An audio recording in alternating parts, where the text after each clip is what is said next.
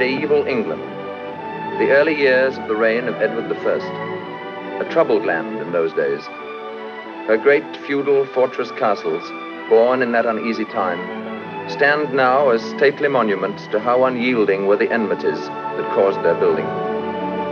More than 2 centuries had passed since the Norman conquest had brought the last infusion of what was one day to be English blood. Yet the bitterness between the Norman conqueror and the Saxon conquered lay still unhealed. It had separated the neighboring great houses of Bulair and Gurney by far more than the scant few miles that lay between them in those days that began with the death of Ralph, Earl of Lesford, and Lord of the House of Bulair.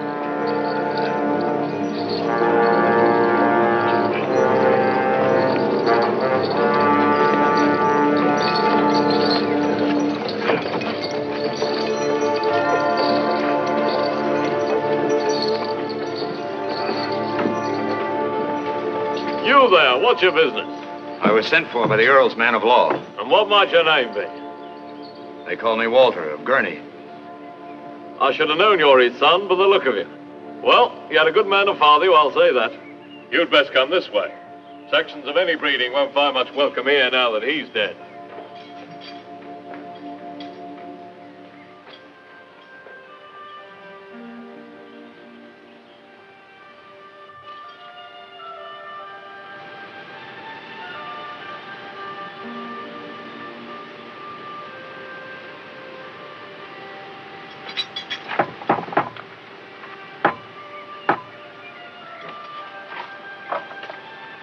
What do you want here? He wants to see Simeon Bowtry, the Earl's man of law. Oh, so you're the lad from Oxford. I'll take you to him. Thank you.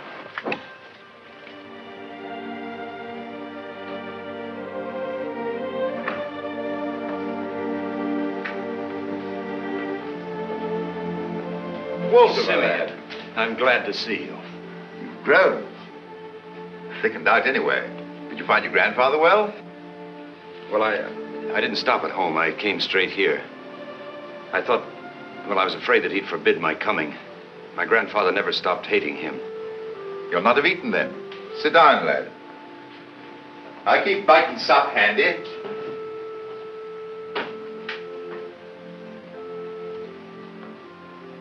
Fall to, lad. Tell me, young scholar, what have they taught you in this Oxford of yours? Oh, numbers, many things. I can read as well as you, Simeon Bowtry. And write, too? Yes, I know a little Latin and some Greek, too. And French, too, perhaps? No.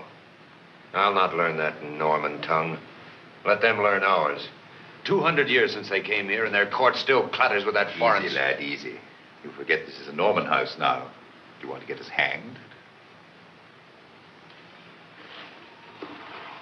Simeon, tell me, why did you send for me? Reason enough. You're in the will. By name? I mean, he acknowledges me as his son? Yes, he says you're his son. I knew he would. But don't count on too much from it, lad. Tell me, you knew my father well. He loved my mother, didn't he? More than he loved that Norman woman he married. He loved me, too. I know he did. I remember once, when I was little, I admired a pair of boots he was wearing. They were black with gold leopards. He said that he'd get me a pair like them. He never did, of course, but I knew that he wanted to. If he could have done what he wanted, he would have made things different, wouldn't he? Your father, Walter, bore a stout lance in battle, and he was gentle enough of heart. There's truth in that. Yes, I think he loved your mother best, and that you were the son he wanted. But it may be, too, that he's done you more harm than good by mentioning you in the will. There's no love here for Saxons of any breeding now. They gave their allegiance to your father, and well that Norman wife of his knows it. He's already thrown a score of them into her dungeons, hostages against trouble. So I'll not have you come charging into this business with all your emotion. You can be present at the reading of the will, but only if you stand well back in the hall. If my lady sees you, She'll do you harm if she can.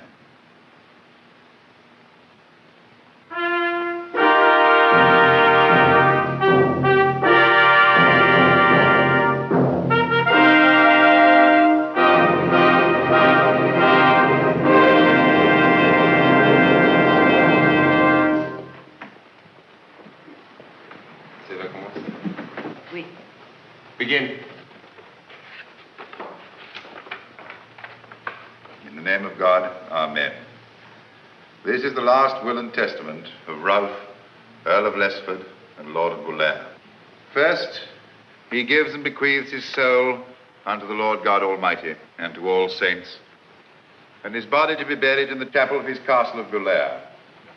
Item, he wills that all such manors, lands, and rents which are descended unto him by way of inheritance shall remain unto his heirs, namely, Eleanor his wife, and Edmund his lawful son. Item, he wishes to acknowledge a known truth, that he had another son, who for lack of his name is known as Walter of Gurney, and for whom he had affection. To this said Walter of Gurney, he bequeaths his black boots of Spanish leather with the golden leopards. Further, and of most importance, it was his wish to will this son's life into the service of our king, confident that he will make a fitting and honorable place for himself in such service. Item, he gives and bequeaths to the high altar of the chapel of Bulair the chalice. There's no more in that will that concerns that nameless lout. Let him take what was given him and leave. Why should I? Shall I crawl out on my hands and knees because some Norman tells me to? Watch your Saxon tongue. And I'll serve no Norman king either. I'm a Saxon. He had no right to hand me over to a Norman tyrant. This is treason. And may you hang for it, Walter of Gurney. By your leave, my lady of Lesford.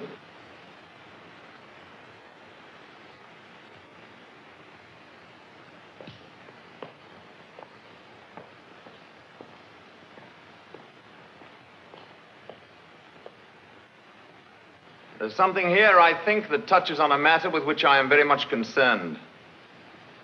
I should like to question this young man. You have no need to ask, Your Majesty. It would seem that the prospect of entering the service of your king does not altogether fill you with pleasure. I'd like you to tell me freely why this feeling is so bitter. You may speak up, lad.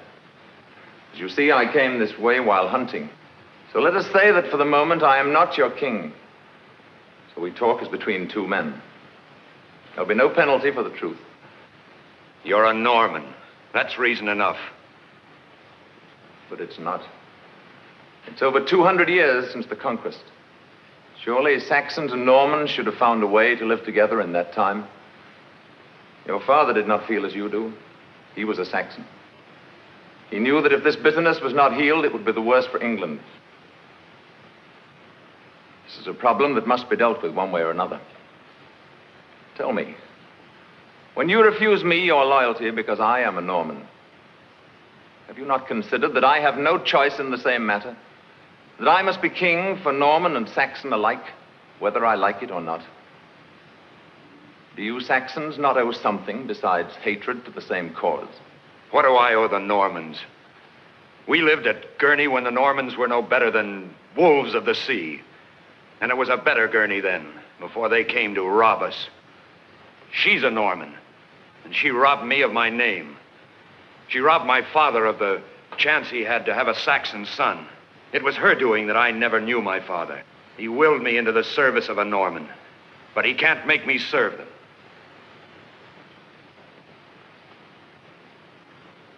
I've heard nothing in this that touches my problem.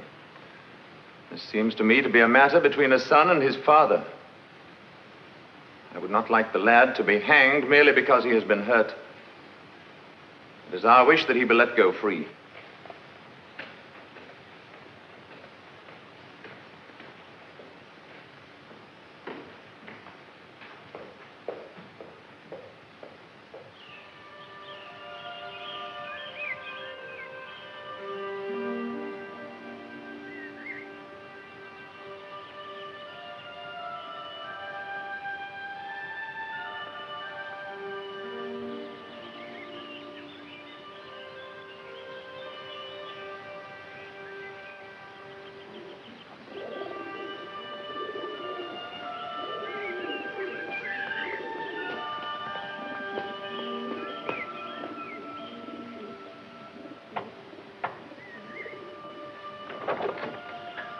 you suppose this house could give a traveler rest?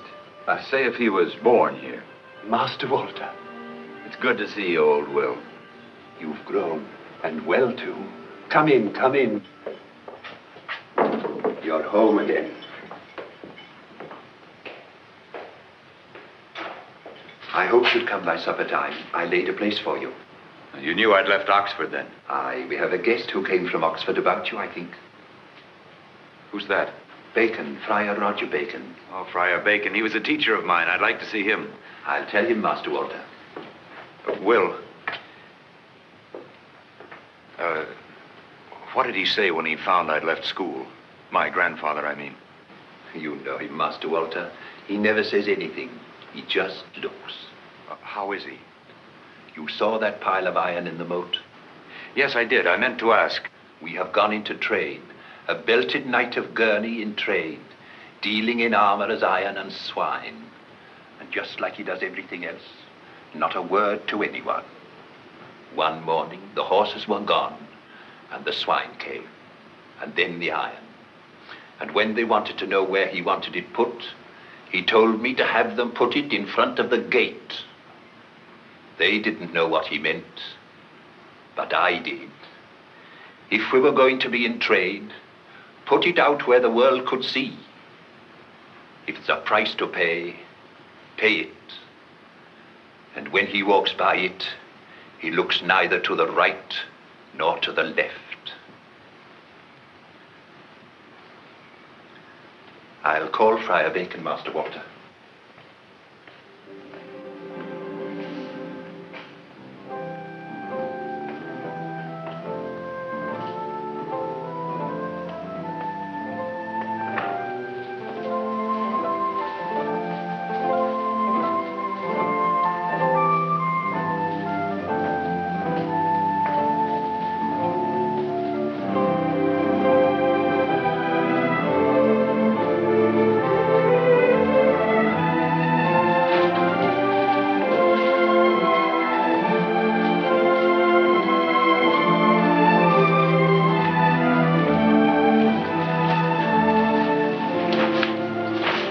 I trust this reception is not planned for me. Oh, Friar Bacon. I couldn't help doing that. When I was very little, that was my measure of growing up, when I could wield that sword. I could wish I'd given you so much a feeling about your books. Perhaps you would not have given them up so readily. Oh.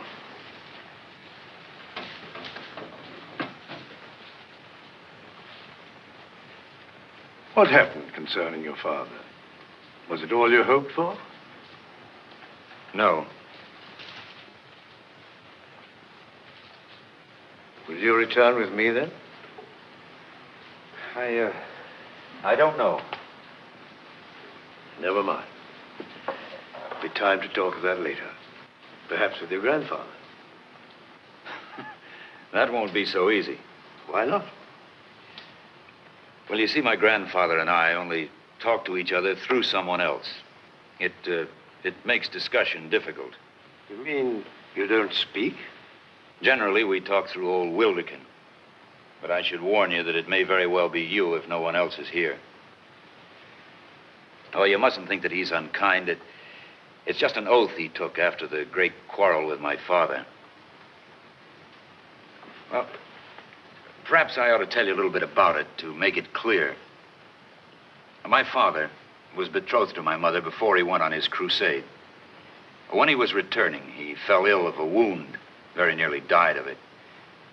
They cared for him in a Norman house. Well, after a long time, when he was well again, he married the daughter of that house, the one who had nursed him. It was out of gratitude, I suppose. He didn't know that I'd been born. How could he? As soon as he found out, he came straight here. And then there was a quarrel, so bitter that I can still remember it. My grandfather swore that he would never speak to my father again, nor to anyone else of his blood. That included me, of course. Although he didn't mean it that way, I've often thought that he was sorry for it afterward. But my grandfather, you will find, is a man who does not take an oath, nor anything else, lightly. I see. I think that I should tell you something. Wildekin! Is our supper ready, and is our guest here, Wildekin? Yes, my lord.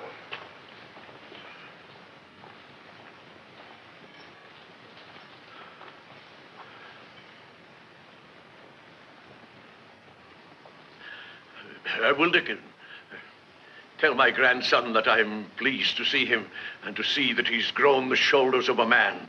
My lord wishes me to tell you... Tell my grandfather Wildekin that I'm glad to see him, and that I hope the shoulders are broad enough to be of service to him soon. My lord, Master Walter... Well spoken, Wildekin, well spoken. Ah, and our guest. Welcome to our table, Friar Bacon. Thank you, my lord.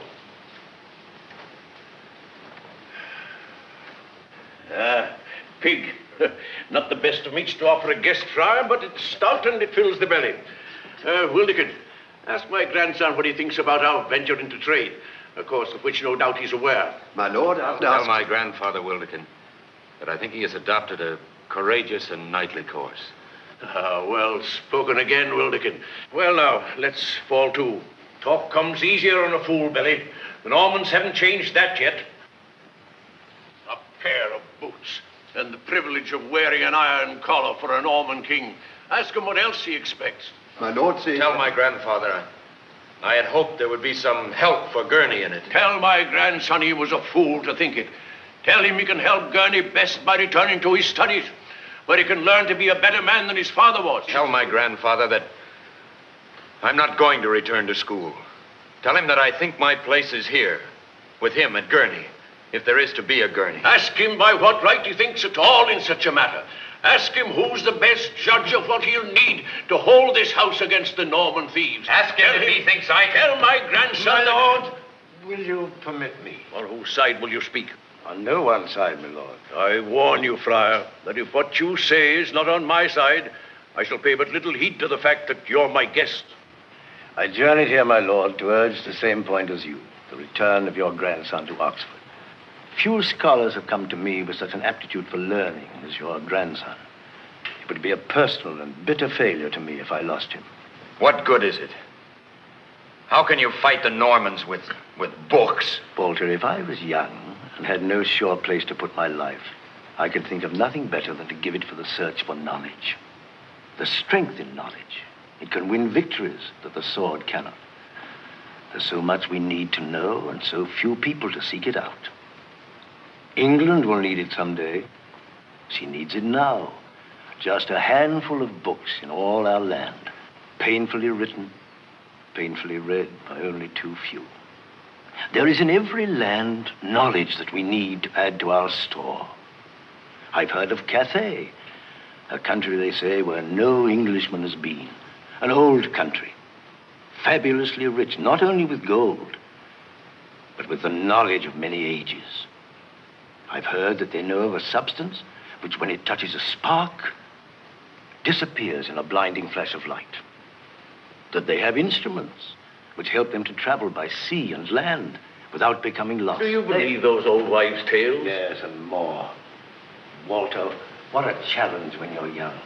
What better thing can a man ask of life than that? I don't know.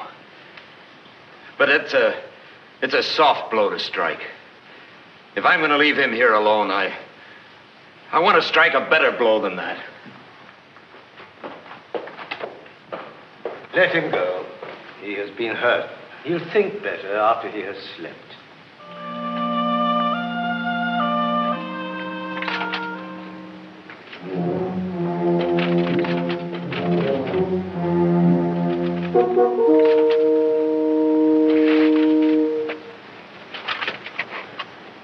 You! What are you doing down there?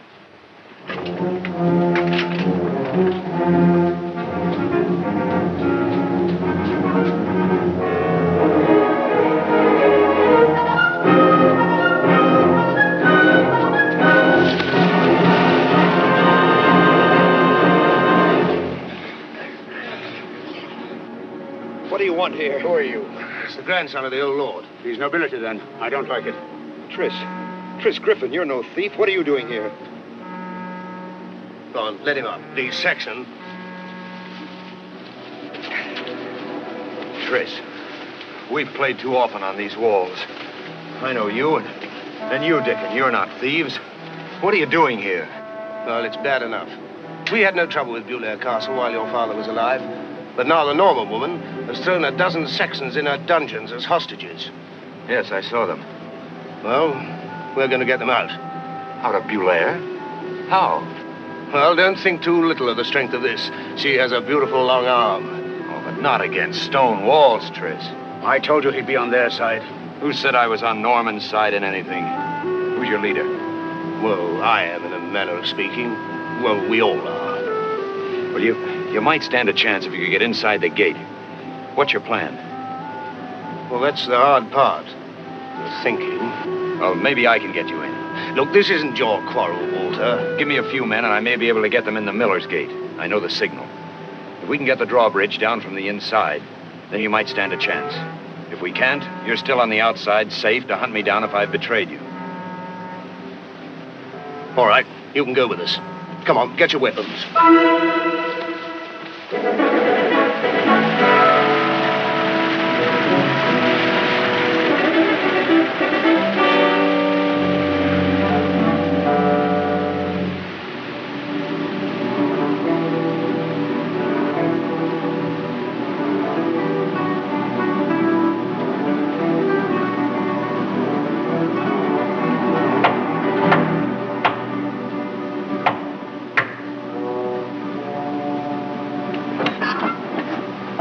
What do you want?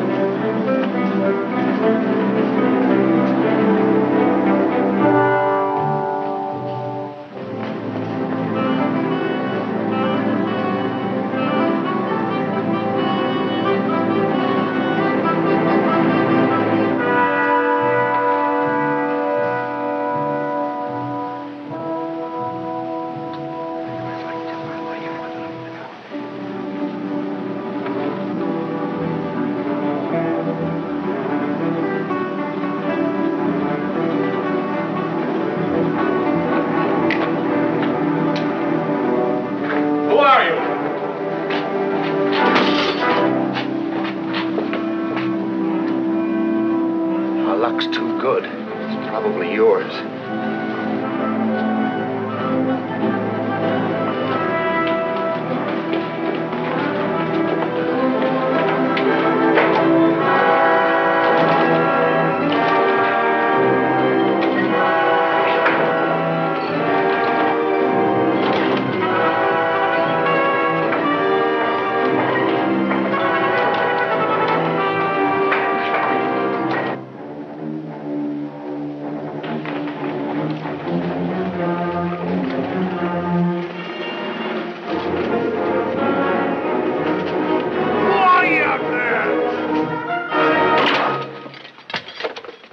Stay where you are. Any man coming out of that door will meet a shaft coming in. Like this. The rest of you in there, throw out your arms, one at a time.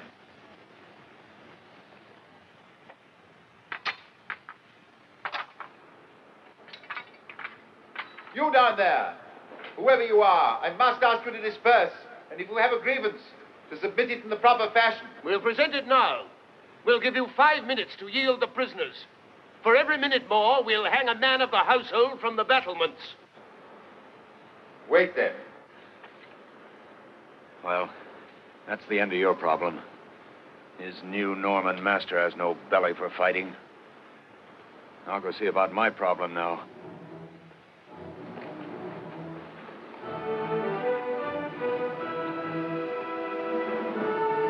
Prisoners will be set free.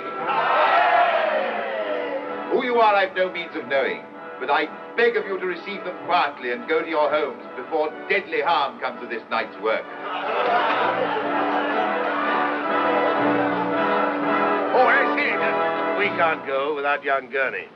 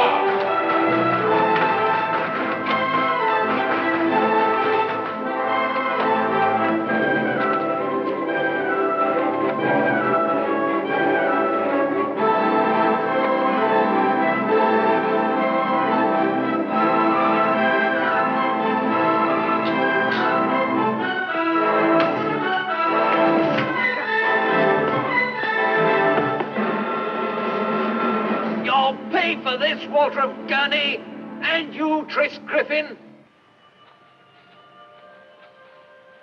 Well, we can't stay here. They'll start to hunt us early in the morning. I know this forest better than they do. They'll hold your family to bring you out. There's nobody but Sarah. You're lucky. I have my grandfather to tell. And tonight... Why did you want the boots so much, Walter? Well, they were all I had on the side of saying my father loved me, when all the world said he didn't. Well, if they fit, they'll keep my feet warm.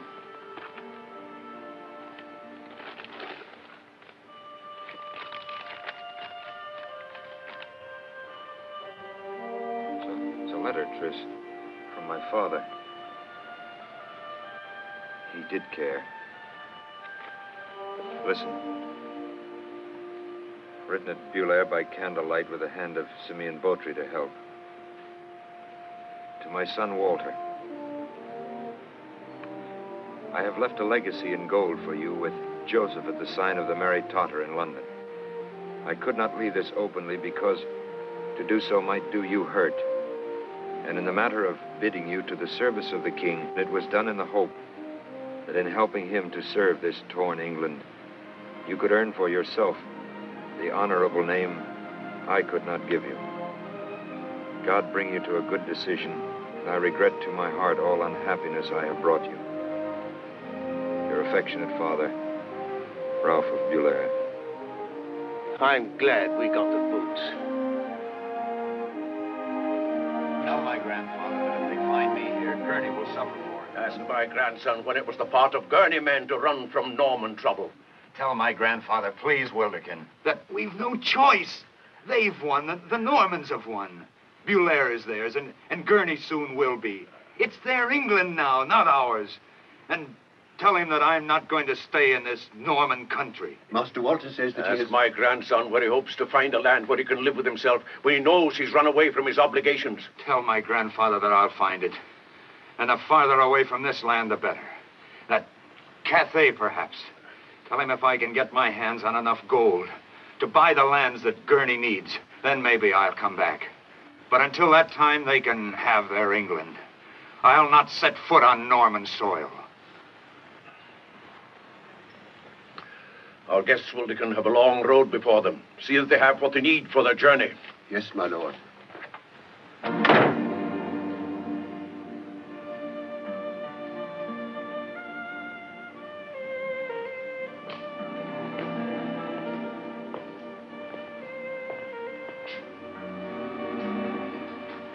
Come on, the sun will soon be up. Yes, the Bulair hounds will run with the first light. Master Walter, he said you were to have all the things you needed. And he said you were to have this standing cup. It has some value. It is the last. Tell him to keep it. Maybe I'll fill it with gold for him someday. Thank you, Wilderkin, for everything.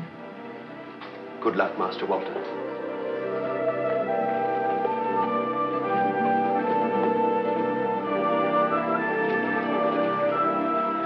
Well, that's the end of something or the beginning of something, I don't know.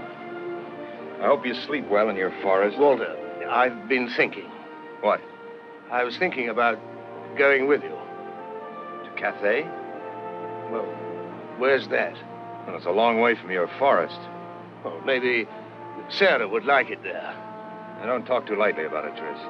If we should go to such a place, the chances are all you'll get out of it is that in the end you'd be hung by a Mongol instead of a Norman. Well, if it comes to that, I'd sooner give the pleasure to somebody I don't know than a Norman I hate. A far land it is, then. I guess this is the beginning.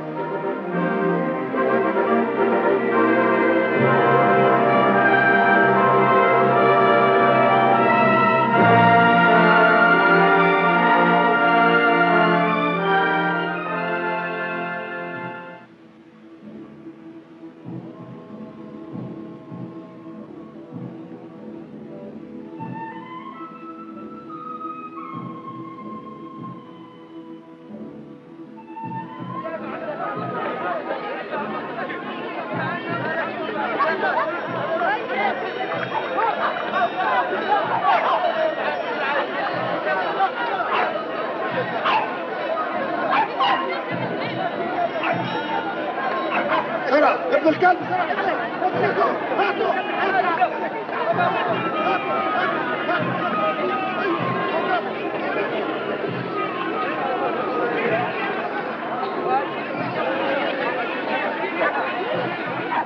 that's the best. So far. No, what heathen?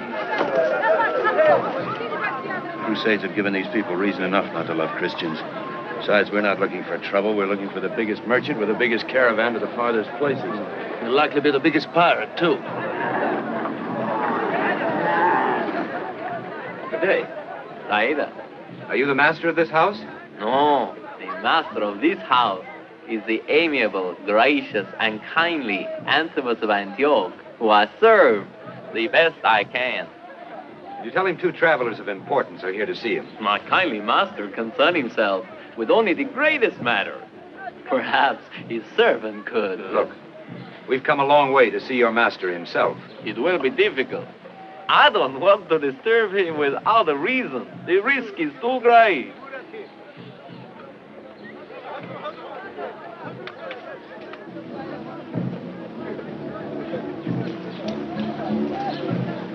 I suppose the risk seems less now, I will see my kindly master.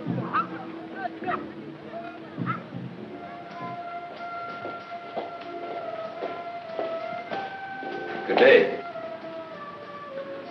You do not look important to me. I warn you that every minute of my day must show me a profit.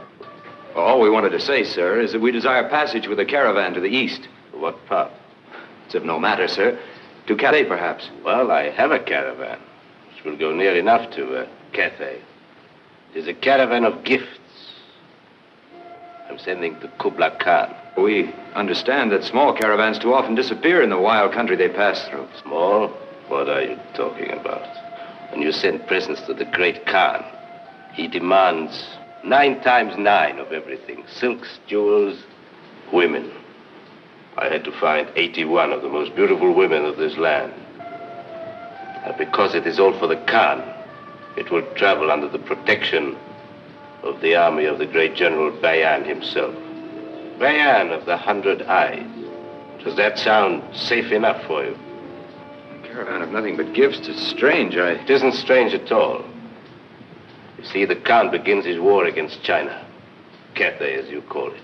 He will have the spoils of the oldest and richest country in the world. I will be his friend. I will help him to dispose of the wealth of ages. I will be the richest merchant in the world. Well, young travelers, are you prepared to pay well to travel in such company? We thought we might put ourselves to hire as guards for such a caravan. Christian guards. It would invite a tag. Is that the best you can offer? You wasted my time. I've warned you. Search them. If there is nothing of value, cut off their hair to make a pillow for my feet. I will have something for my trouble. I have already made such a search. There was only this of value. I kept it for just such a moment. It's not much profit, but it is enough to save my honor. Throw them out. Oh, yes, sir. This way.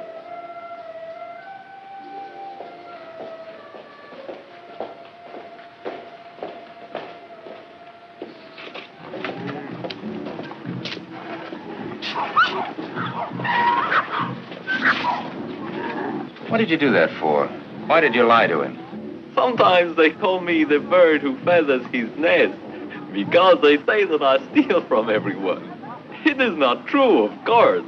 But let us say that I'm in a position to take a smaller profit than my kindly master. I go with the caravan. I'm in charge of it. Perhaps I will take you. It will cost me nothing to provide you with equipment. It will be his. How much gold do you have? Well, there isn't much left. And you're not exactly giving us good reason to trust you with what there is.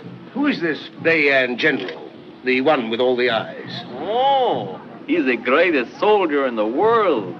The great Khan borrowed him from Persia for his war against China. He will conquer the world one day. And where is he camped now? 3 days from here, with his army. I wouldn't consider offering your services to Bayan. His men are trained to love killing. They would enjoy cutting a Christian's throat. I'm afraid you have no choice but to deal with me. How much gold have you?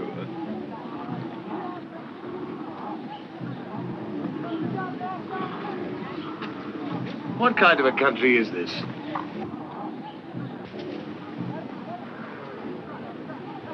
Good. How soon can we get started? 2 dawns from now. You're lucky you found me.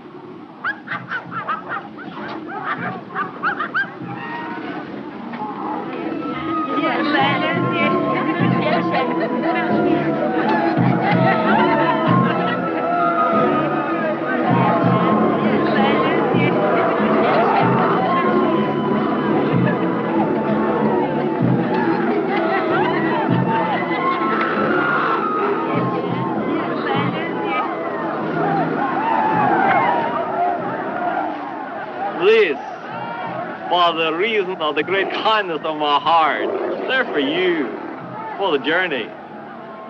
This one they call her the Stinger because she makes horrible noise all the time. The other will bite you whenever she cannot kick you. You'll have to find a place to sleep in your tent where it doesn't leak. But I think it's good enough for Christians. The servant is good. He will steal everything for you. Mahmoud, sir. That's all. Good day, young sirs. I'll toss you whether you get sung to or bitten. Wet or dry? Wet. It's dry.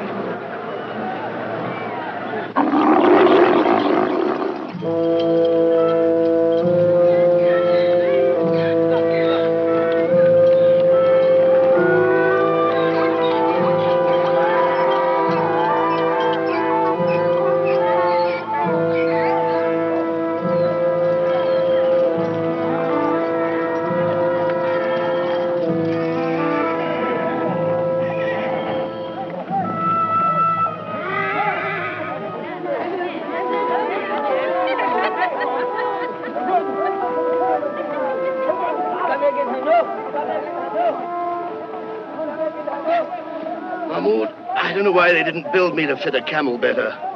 Or build a camel to fit me better. Well, I found out some of it from our nest-feathering friend. That mighty general is camped right over that hill with his army. We're camped here so that wild crew of his doesn't get a look at the women we brought with us. We're not traveling today because he's holding games, some sort of tournament on the plain. And I also found out another thing, why they call him Bayan of the 100 Eyes. I thought maybe he had that many. Now, they say he can see everything. Tomorrow, he'll know how every man performs in the games.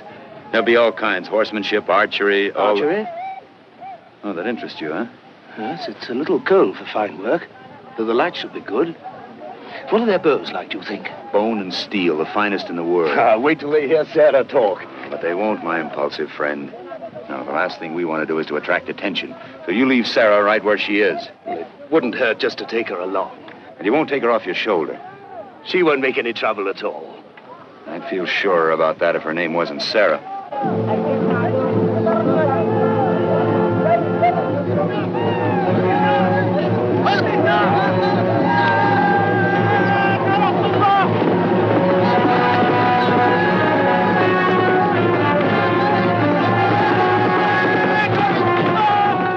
That's an English banner. Probably a crusaders that he killed. The infidel swine.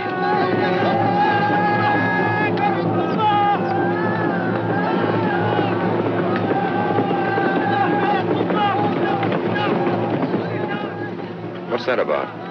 He's the camel driver who came too close to the woman's tent yesterday.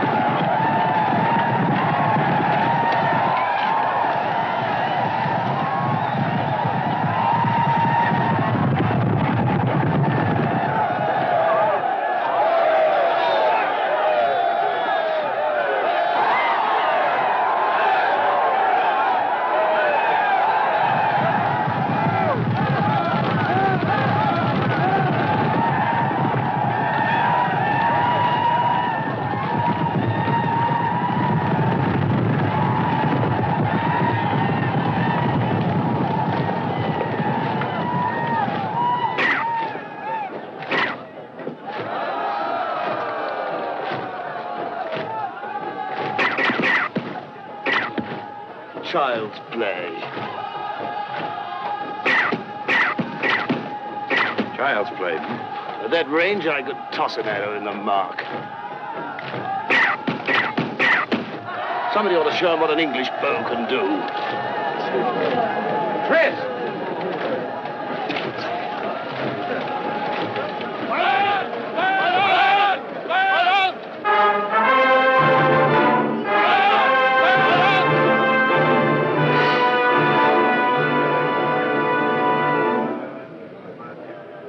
Over there and see if you can find out what's happening.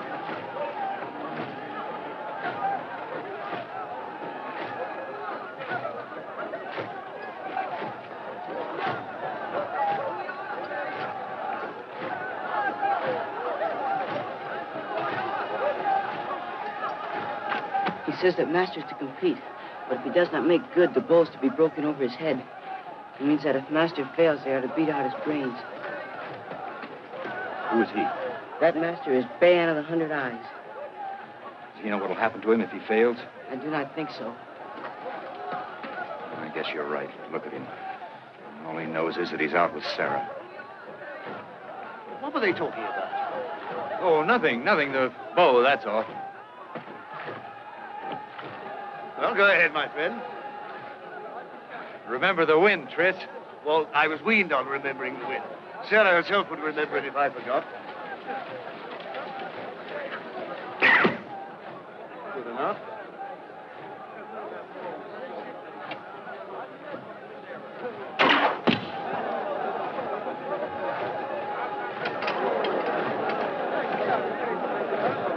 Well, that's enough of children's games. Now, give us a little room to shoot.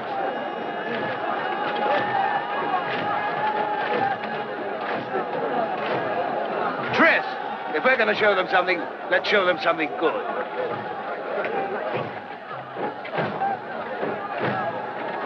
Tris! Don't be a fool. That's far enough. Oh, no, a little further. I want to make him refuse to try it.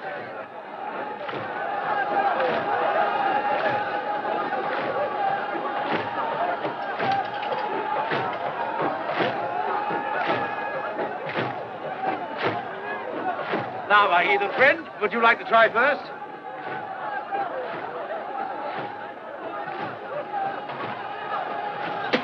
I thought as much. Tris! Not even a miracle can make that shot. Well, if I miss this, I'll have missed a hard one.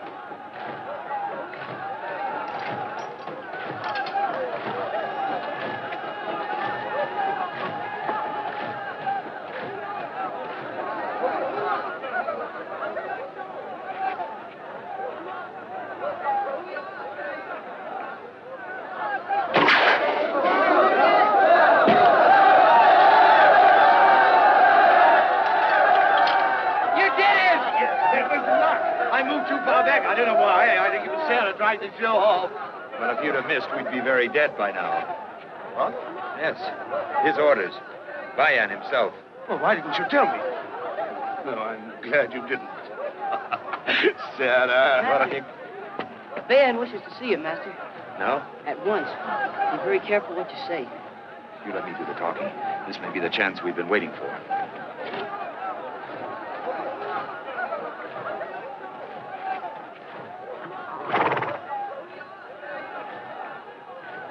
My lord, that shot of yours, how much luck was there? I want the truth. Well, there was a certain amount of luck in it, my lord. How often can you make the same shot? 3 out of 5 times. The bow can be handled quickly? Why, he's put 3 shafts in the air before the first touches the ground. That's the bowman.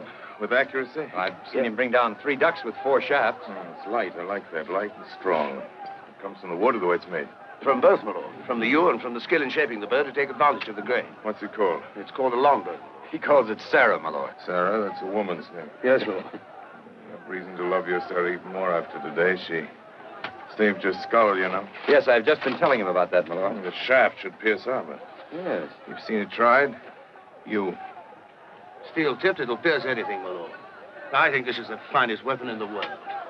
She can reach out that long arm of hers and meet the enemy before he can get close enough to strike a blow against her. With her, an English yeoman stands as tall as any man. He's the greatest soldier in the world. I take it you're English, then. Yes, my lord. I've seen you English hacking away at the Saracens in your crusades, each man his own fortress and his great armor, so weighed down he can't move. It's very stupid, but this is not so stupid. We'll talk about it. You play chess? No. Oh, I do, my lord. How well? Well, 4 moves soundly. 4 sound moves is more than any man in this army can do. We'll play in my tent tonight. With pleasure, my lord. How do we find your tent? Scholar, if any man in my army can't tell you where my tent is, our poetic young bowman can use him as a target.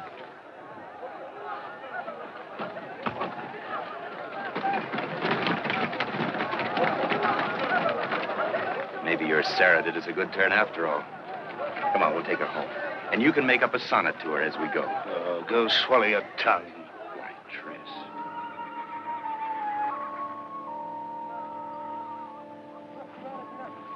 Over there. Let me see that bow of yours. You find the game's ready. I always make the first move.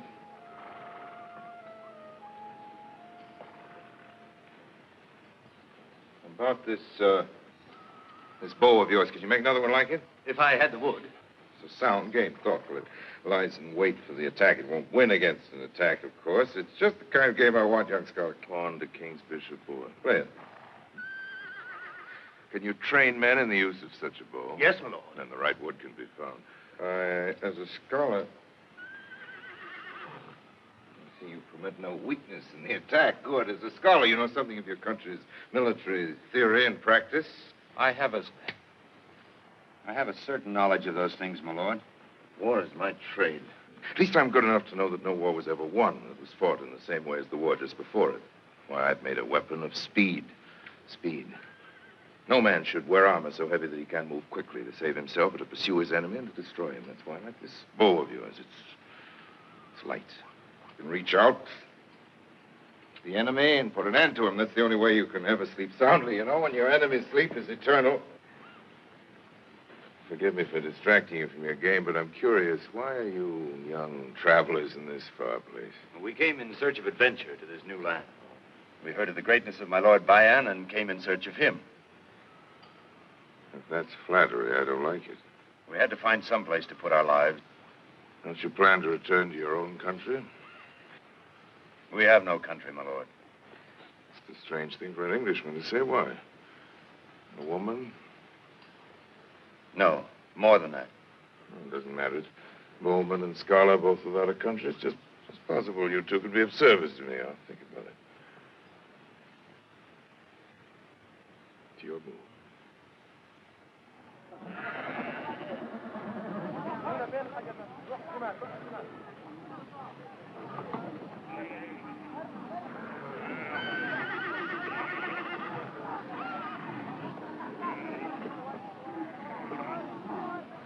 Saida. Oh, it's you. What do you want? It is bad, very bad. What is?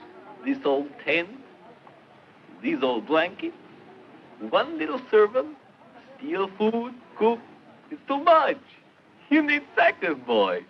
How do we get him? By the great kindness of your heart? Maybe I get him for you. Maybe some dislike Christians. I do not.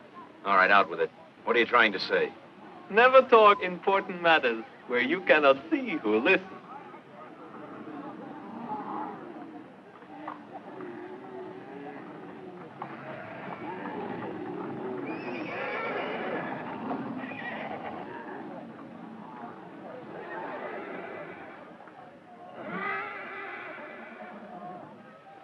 I have a message for you from the Black Rose. And who would the Black Rose be? She's a sister of my kindly master. Well, that's fine. She wishes to escape. She says she is going to England, and that all Englishmen are gallant, and you will be glad to help one of your own blood.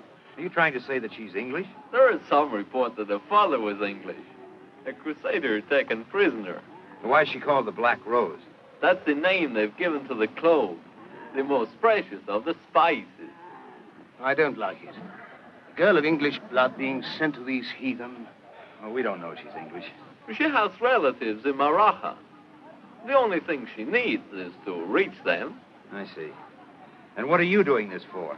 I'm not troubled that the lady's in distress. She has a very large sapphire.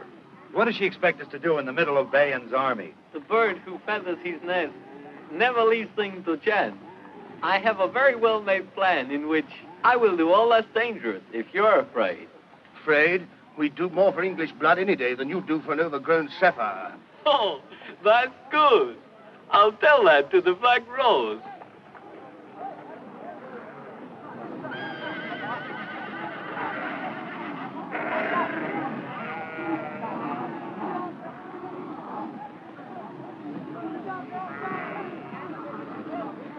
Master, the strange one's here again.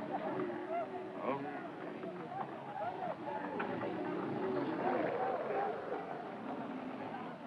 This is your second boy.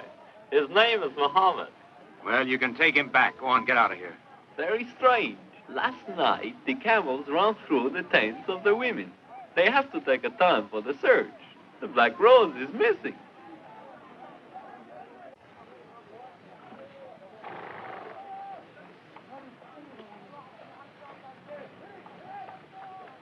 Go on, get her out of here. They'll find her when they search, and then they'll drag us over the hill like they did that camel Please, driver the Master. other day. Go on, Mahmoud, go on. Back to your work. Yes, Master. I'm no fool. Yesterday, I bought a slave boy for the Englishman. That boy disappeared, and everybody thinks this is the boy. And I did something else. One of the camels that ran away was saddled. When they find that camel, they will believe the Black Rose tried to escape on it and was hurt. It's very simple.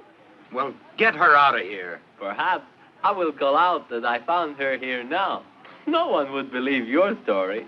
Perhaps you would like being staked out for vultures.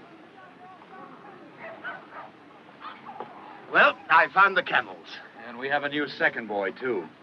He's all yours, Tris. He has beautiful big eyes. Very simple, young sir. She will do whatever you tell her to do. You understand that? You know what'll happen to all of us unless you do exactly as you're told? Oh, yes, most kind grandeur. No. Oh, where did... Never mind. Mahmoud! I wish to say that I'm Yes, very yes, I know all faithful. about that. Mahmoud, this new second boy will stay here to help you, but you'll still be first boy, you understand? Master, we don't need second boy. This boy no good. I can do everything. You'll do as you're told. Now, get him out of here. Get him some breakfast and put him to work. Yes, Master. Second boy will eat when I'm through. Now go. No, it's not going to work. What are we going to do now? I guess the only thing to do is just to sit here and wait for the axe to fall.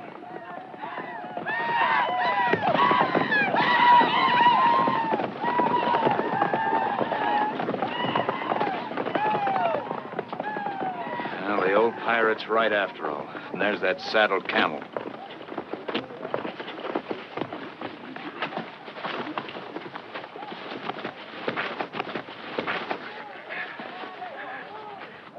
He's the offspring of a Sorite camel driver. He wanted Quiet! to beat me. Get her into the tent. You know who she is? Mahmoud has struck a great lady. Mahmoud should be whipped. Never mind about that. You know that we'll all be killed if anybody finds out that she's here? I'll tell no one. Mahmoud would die first. All right, I want you to get into that tent and pretend as though nothing had happened. Can we trust him? We'll either trust him or slit his throat. I am glad he knew. Why? Because now there is no more need of pretending. And I can be in the tent with you the way that it was meant to be. Now, look, Muhammad. I suppose he told you that I am English and that I am to go to England. Yes, we know that. There is so much I must know about England if I am to go to live there. Do you think they would like me? What is it like there? Are all the people as beautiful as you are? Ask him. He's the beautiful one. Oh, no.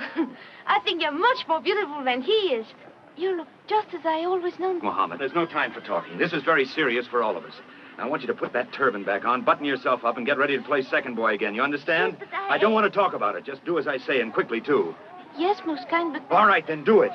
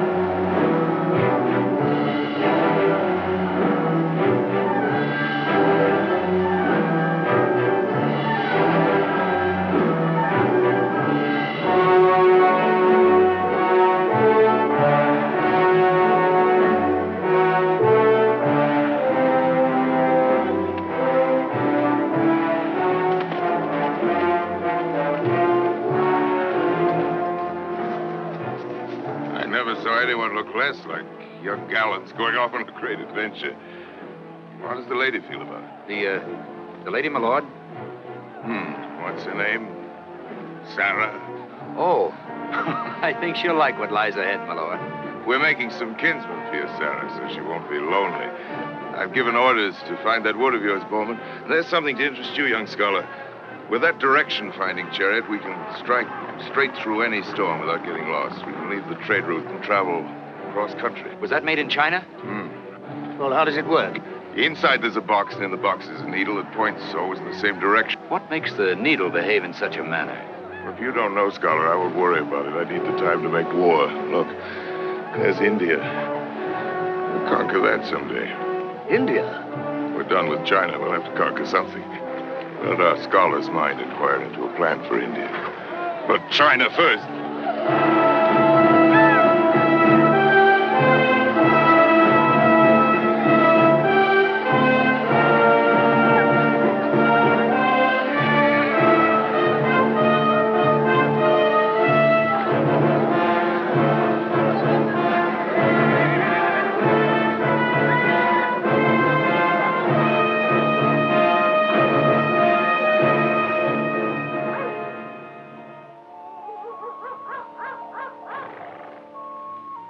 Looks like they believed his trick with the camel. The men they left to search have joined us here. There doesn't seem to be any sign of a search of the camp. Where's she? In there. Out of sight.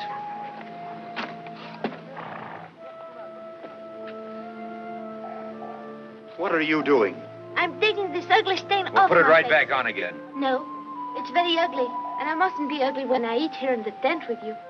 Mohammed? Mariam. There.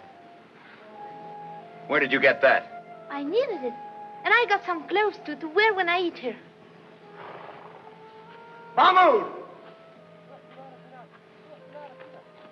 Yes, master. Mahmoud, did you steal these things? Mahmoud see, Mahmoud take. Well, suppose they search this camp. There's to be no more stealing. All the women steal from each other. There's to be no more stealing. But if great lady wishes... You do as I say, no matter what great lady wishes. Now, Miriam, I want you to put that stain back on your face. No.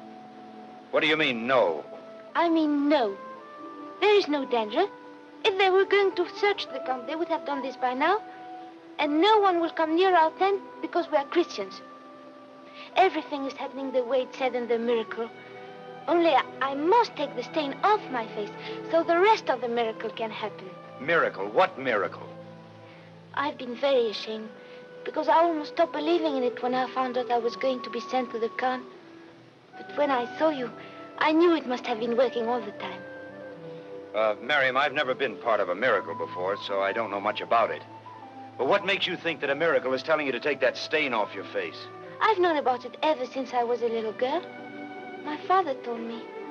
I wanted very much to go to England because I thought how wonderful it must be in a country where all the people were like him, gentle and very tall and beautiful. He wanted to take me there, but he couldn't because he was a prisoner.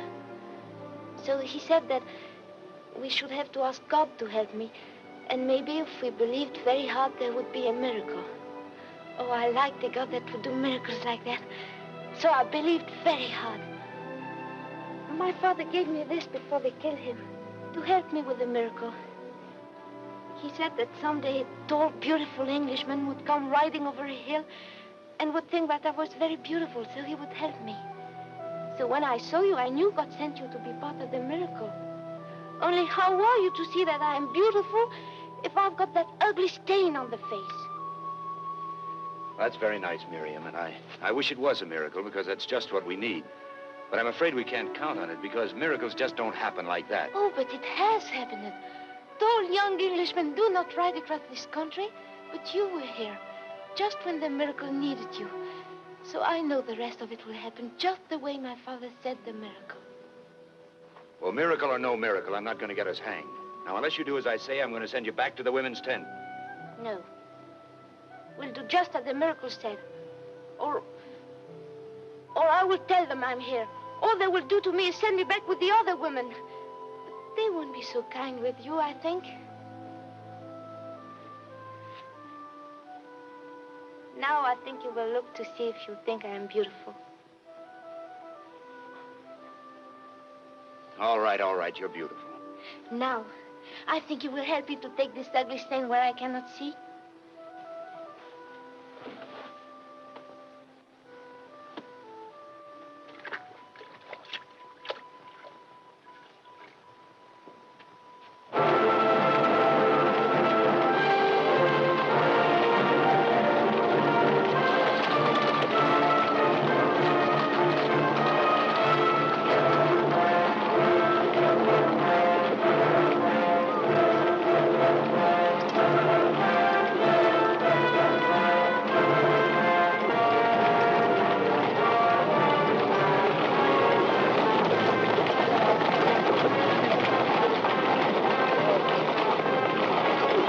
Don't tell me you've never seen men hanged before.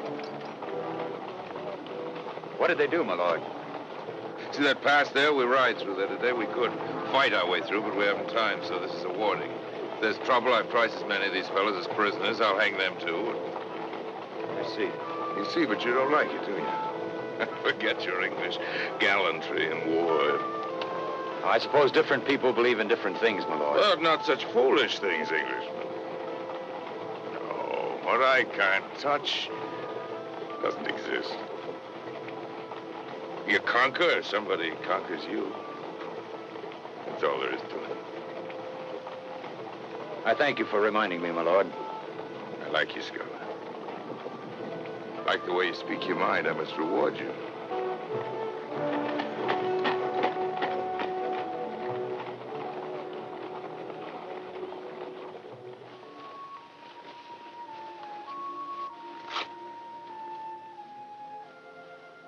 You do not feel like talking, Walter. No. That's too bad. I hoped you would begin telling me about England. What is it like there? Is it very beautiful? I don't know. Do you think it's beautiful, Tris? Yes. I think it's beautiful. The most beautiful place in the world. It smells good. The forest, the English soil, it's clean. The rain washes it that way, I suppose. It's so clean, it's fragrant with it. I think it's the most beautiful country in the world. Why, Tris. Well, I wish I was there, that's all. Bayan was right about that poet business. And a homesick poet, too. Oh, it must be very beautiful if he feels so about it. He only remembers the good part. I like him for feeling like that. Don't you ever feel like that about it? That's the way my father felt about it. Oh, I think you feel so, too. Only you don't want to say so. Tell her about the Normans, Tris.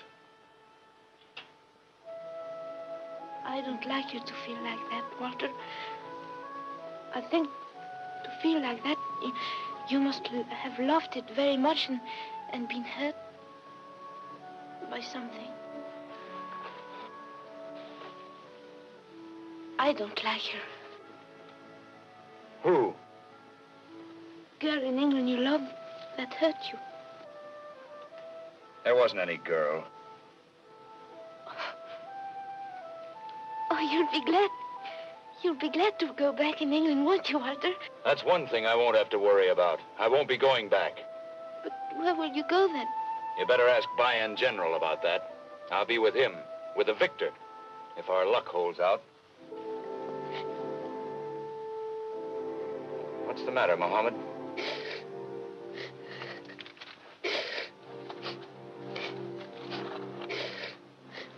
Mohammed, what's the matter? It hurts to think of England if you will not be there. It's not the way the miracle said. Oh, I'm sorry, Miriam. I forgot about that miracle. But it'll be all right, you know. You'll find yourself a hill and another Englishman to come riding over it. You'll be a Norman, probably, but that won't make any difference. We'll make as much of your miracle come true as we can. It'll be all right. I wish you did not feel so. I will be more hammered again if it will make you feel not like that. I don't mind the stain. Well, why don't you say something? You're the one that started all this, you and that poetry. You're the one that's in the miracle. And you look very beautiful there, too.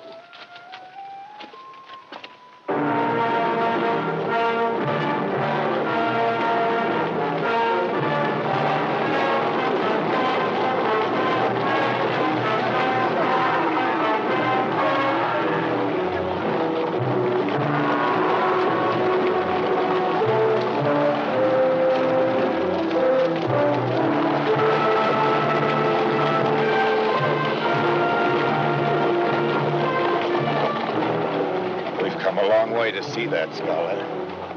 Cathay. There it lies. Play the real game with me, Scholar, the best game. Plays you've never played. Think. I have a new plan for war. Find a flaw in it if you can. It's a plan for China. Many men have tried to conquer China, but she swallowed them all. Strike a blow into a great soft pillow. The pillow gives with a blow and the force is spent. You can't conquer geography. Occupy a country and what happens? Your soldiers become jailers and you're that much weaker. What do? Think, Scholar? We don't occupy at all. We strike and strike on and destroy. Strike at the very heart of China, at Kinsai. Destroy the government.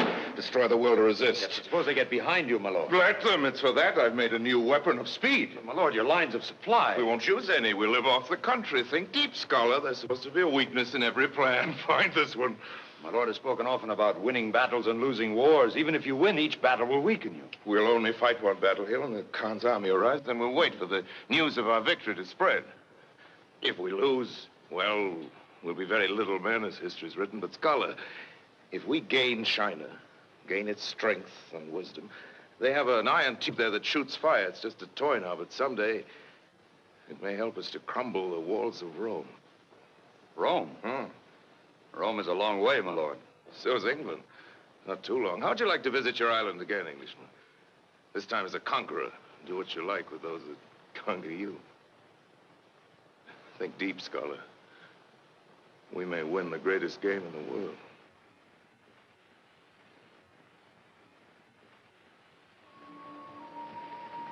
What's the matter, Bowman? Can't you sleep? I was thinking of... You think he can do it? I don't know. I think maybe he can. I was thinking the way he talked. Maybe we were fighting on the wrong side. Tris. Yeah? Do you want to turn back? Well, what do you want to do? Well, I'll tell you one thing. I'm sick of lost causes. If he conquers the world, at least we'll be on the winning side for a change. What's wrong with going back with him? It's the only way you'll ever see that England of yours that smells so good to you. Yes, I know. You better get some sleep, Bowman.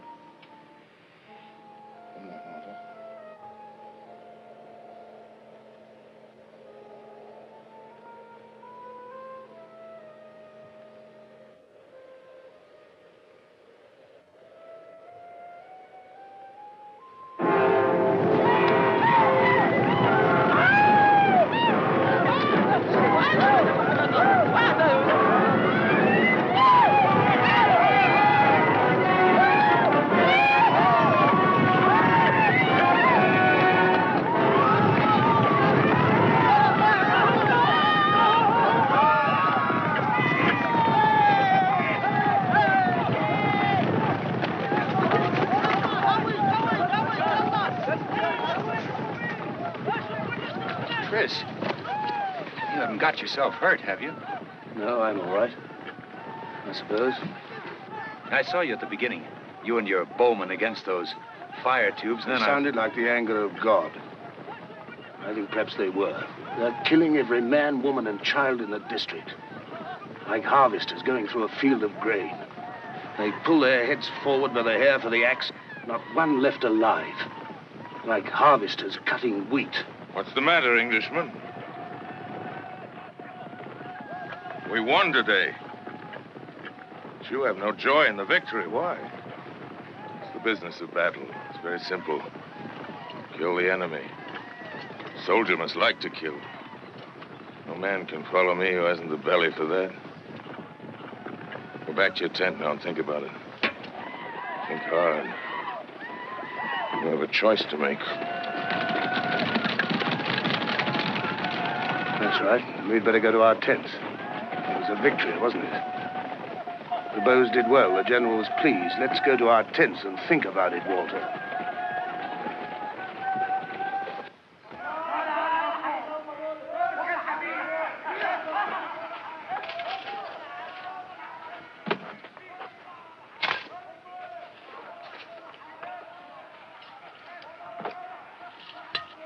I was afraid for you. I was very afraid for both of you. Nothing could happen to us. It isn't the way it went in the miracle, don't you remember? I know, but... Isn't that so, Tris? Yes, that's so. I will be glad when... That's right, Miriam. You mustn't forget the miracle. A tall young Englishman came riding over a hill, didn't he? A knight. A knight in shining armor. You should have seen him today, Miriam. He looked almost like a knight. An English knight. Sword and shining armor. You'd have been proud of him. He looked more beautiful than ever. Except those knightly vows, you didn't think to say those over, did you, Walter? What's the matter with you? Your father would have been proud of you. Your grandfather, too. He was a credit to them, the way you looked, anyway. Why didn't you ever wear your father's boots? You look well in them. Where are they? I'll get them for you, and you can put them on. There was a letter, too. You better read it again. What did it say? Something about honor? Tris, keep your hands up. Tris!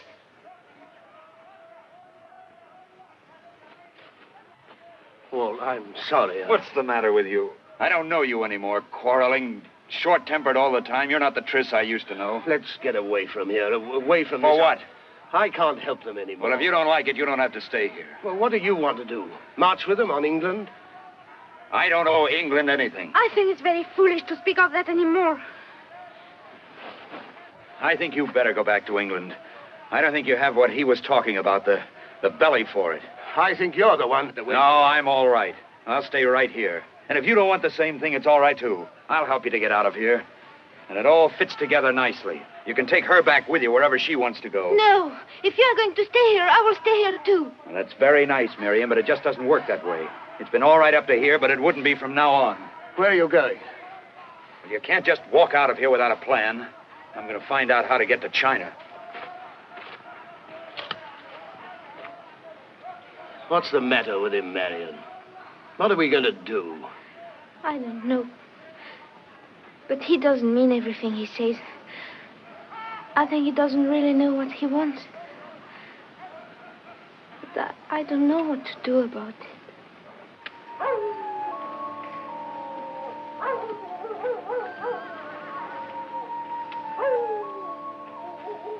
Well, you're leaving just in time.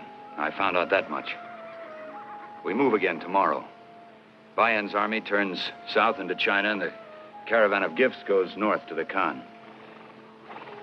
That means that from now on, we camp right in the middle of the army, and you'd never have a chance to get away. You better try it tonight. Yes, I guess we better do that.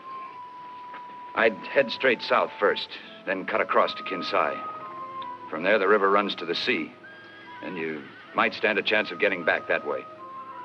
Yes, we'd better do that, too. Where's Miriam? In there.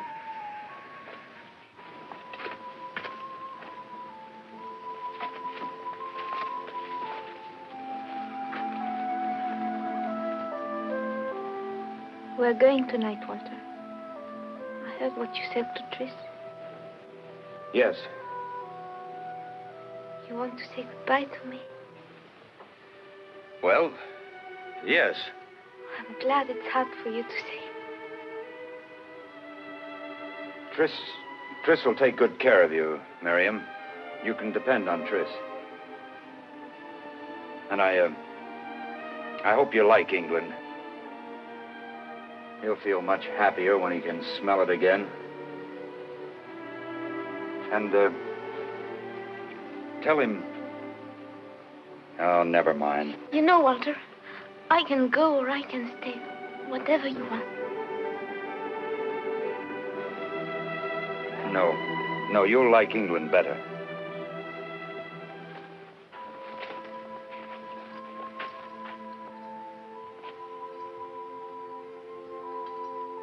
I'll be up with a column, so they won't get suspicious for some time. You'll need a good start. Well, it looks as though it might be a nice day for a ride. I'll go and see about the horses.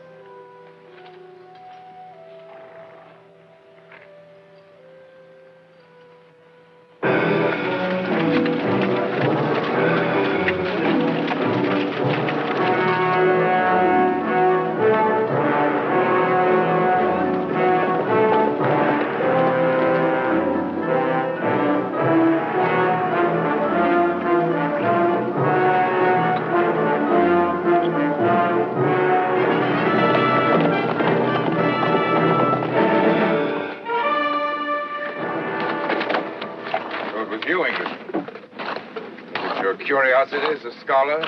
Or did you know you were steering us off our course? I knew, my lord. Why?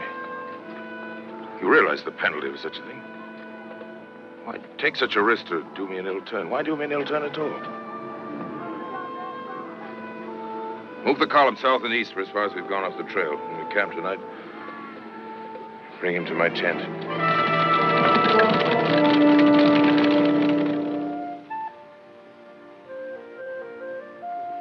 What's the matter? We got away, didn't we? They can't track us in the dark.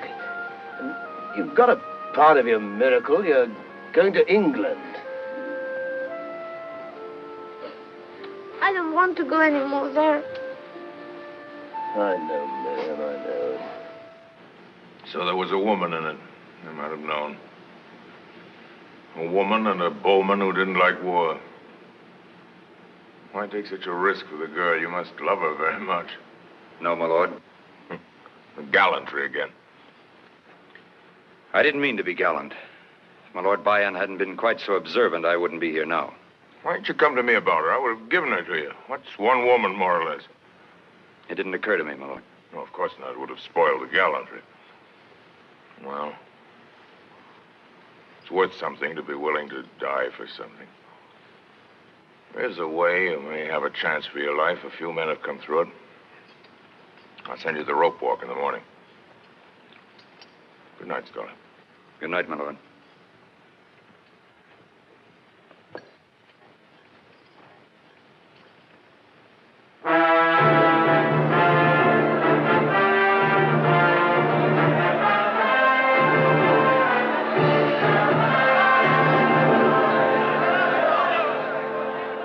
Understand, Englishman?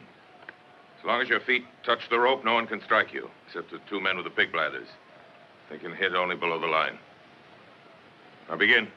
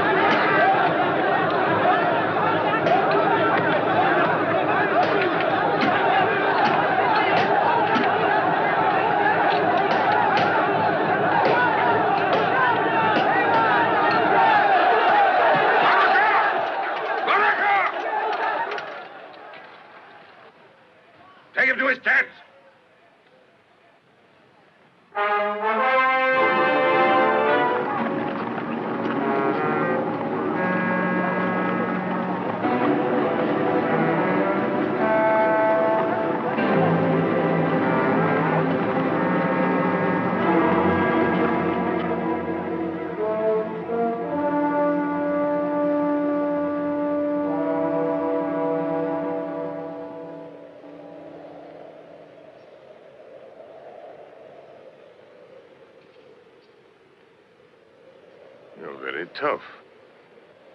For an Englishman. Come in.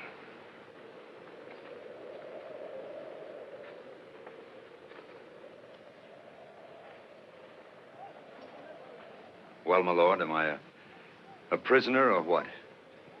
You paid for what you did. Your back should tell you that. But I'd like to be doing something, my lord. You miss the Bowman, don't you? Well, I have a mission of some importance for you. When you're ready for it. I'll take it now, my lord. Hear it first, Scully. You saw our Chinese visitors. They brought this tribute to avoid battle. Won't be so easy, Negra, Kinsai, but our war's been going well. We've only had to fight once since you've been sick. We've taken 4 cities. Perhaps I should remain in bed. Now, Kinsai. There are those in the government who want peace, but they have much influence with the old empress. But, Scholar, suppose I sent you to Kinsai as a traveler of rank, a student from another land, and you told what you've seen of our strength. Yes, but will the empress hear me? Find the heads of the peace party. They'll see that you're hurt. You can refuse to go if you want to. The risk is great enough. No, I'll go, my lord. Settled it. Scholar, maybe I'm a little sorry I thought of this journey for you. Be sure of this, if they kill you, I'll kill 10 of them for every hair on your head. I have a strange feeling I may not see you again. If that's true, I'll miss you, Scholar. I don't miss many men. Well, for your sake, I'll try not to get killed.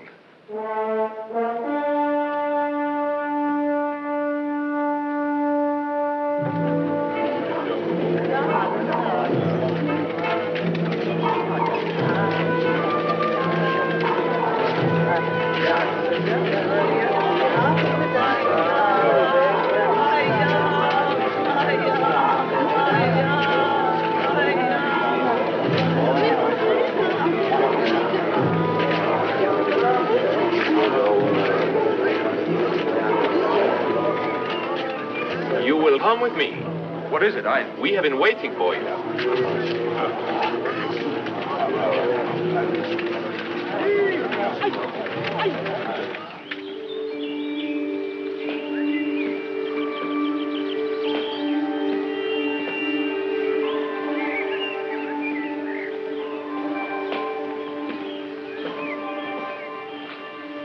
What is this place? It is the palace of her unlimited magnificence, her kindly splendor, the Dowager Empress of China. Well, what am I doing here? I do not know entirely. You will wait.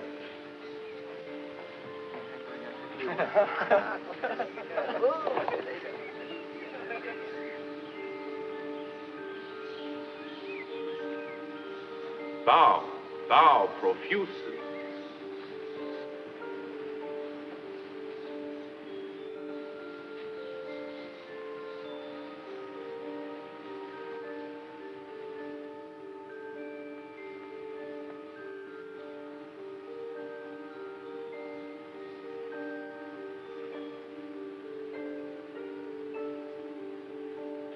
Now, are they 2 of them, or are they not? Are their skins fair, or have you no eyes? Is there such a prophecy, or is there not? Is it your duty to know such things, or is it not? Do not argue with me more in this matter.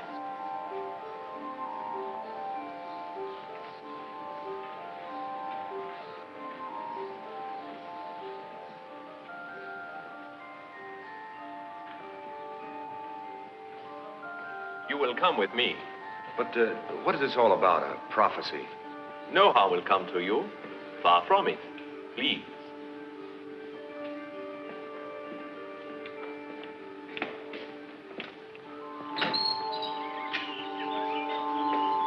This is your house. It has been prepared for you.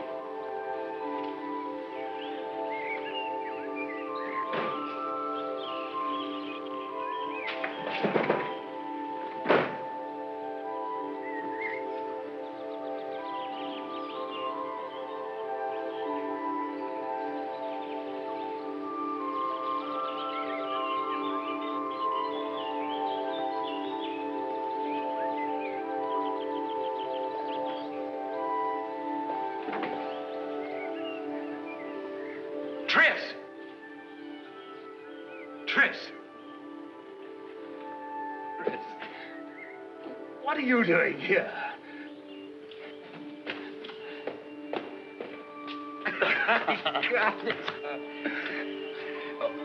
Where's Miriam? Well, she must be a captive here somewhere.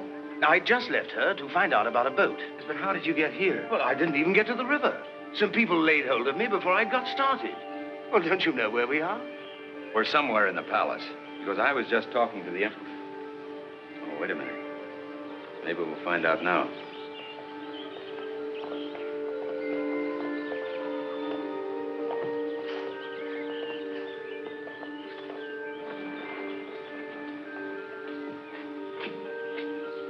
Good day, young sirs. I have come to welcome you. We'd be very grateful if you'd tell us what all this means. It means that the prophecy of the two birds of the fairest color has been fulfilled. It is a very old one.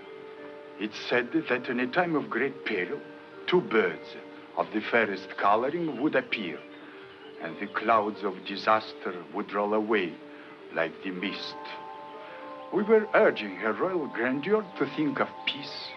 She was about to yield, when word was brought her of a stranger who was very fair of skin. Such a thing has never been seen here, and it reminded her of the prophecy. She said that there must be another, so gods were posted. Now that you are both here, she is sure the prophecy has been fulfilled, and she will talk no more of peace. Well, what are we supposed to do here? You will live here to ensure a continuance of the good fortune you have brought. For how long? I have told you, this will be your home. You mean we're prisoners? The chains that bind you are golden ones, but I would not try to leave. Now look, I can't just sit here. I came to talk to the Empress about peace. You tell her that I come from the Bayan General himself. It is too late. Her excellent kindness is certain that you were sent by the gods. So now we have nothing to fear. The gifts are meant to fit your station as gods. And I'm commanded to tell you that if you have any desire, you have only to express the wish. Well, if that's true, there is something I'd like to have done. There's a girl. She was with my friend when he was taken prisoner. If you know where she is, I'd like to have her brought here at once. I will send someone to carry out your command. This house is called the abode of everlasting felicity. I hope it does not fail that name for the young gods. And the young gods do not fail their obligation to a people they have committed to war.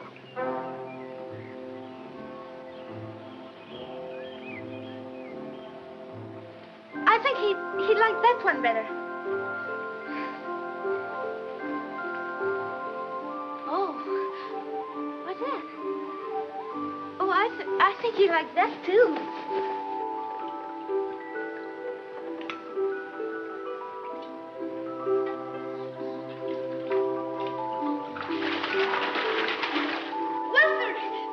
But not now, Miriam. Go away.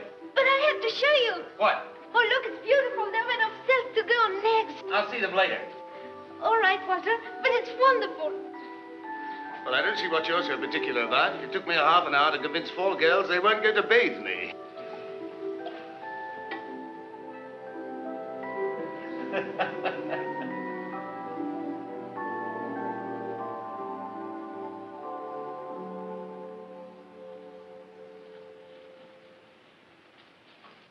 Where is he, Tris? I don't know. He said he was going to find out if the gods could still have anything they asked for. Did he talk to you, Tris? About himself, I mean. No, not exactly.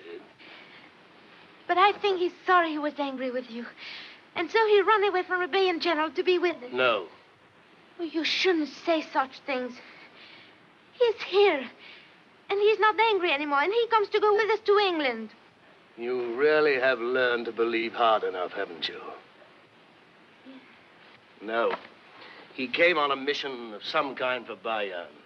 I didn't want to talk to him about it. You know how he is. You can make him say things he doesn't mean. And there's one thing, he can't do anything about it while we're shut in here. And there's something else, too. It's about these. He got very interested. He said they weren't written by hand, and they're not on sheepskin. It's something to do with soaking wood and making this out of it, and using these.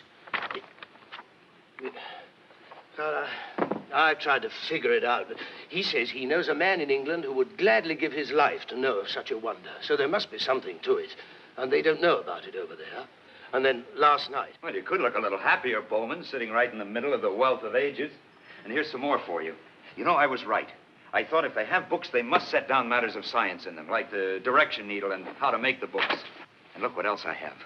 What do you think this is? This is that powder that disappears in a flash of light. It's what they use in the fire tubes. And if you close it in somewhere...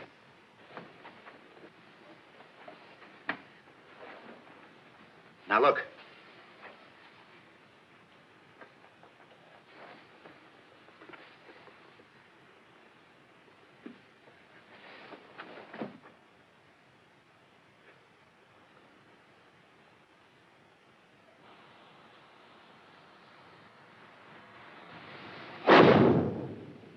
You see that? Bayan was right.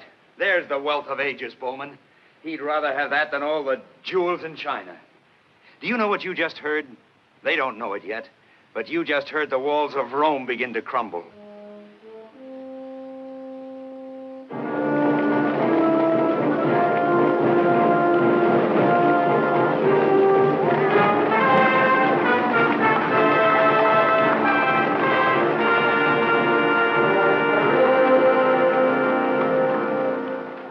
The young gods already know, of course, the news that we have just received. No. What news? The armies of Bayan have taken 4 cities since you came here. One that resisted exists no more. Soon that army will be before our walls. But the young gods have done nothing. Well, what can we do? It wasn't our idea to be gods. Nor was it mine. I'm in an unfortunate position. If anything happens to the young gods, I will die very quickly, for I'm responsible for them. But I will also be among the first whom Bayan will kill if the city resists.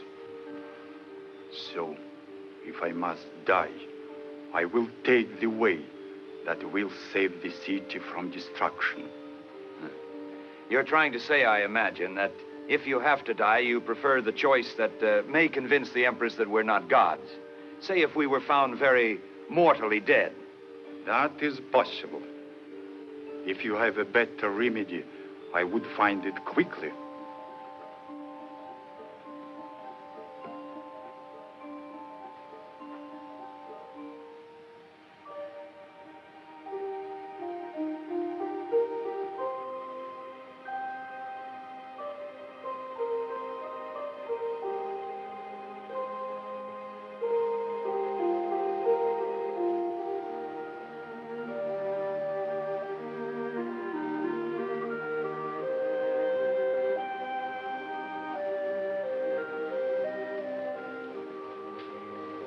Walter? What's the matter? I couldn't sleep, Walter. I want to talk. Please wake up. Oh, can't it wait until morning? No. I don't know if I can say it now, but if I think of it anymore, I won't be able to say it at all, I think.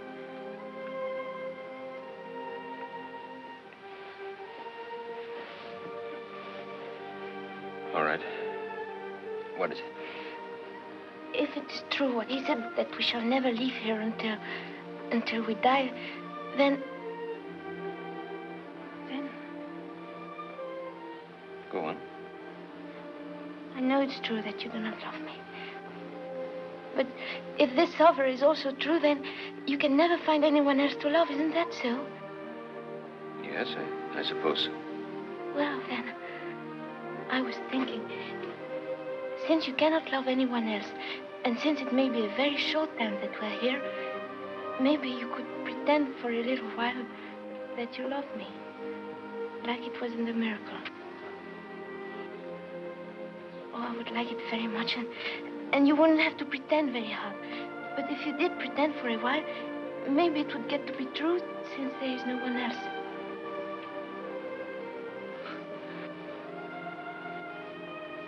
You're strange. The house is called the House of Everlasting Felicity. And I would rather be with you even for a little while, and even if you only pretended, than to have all the rest of my miracle or anything.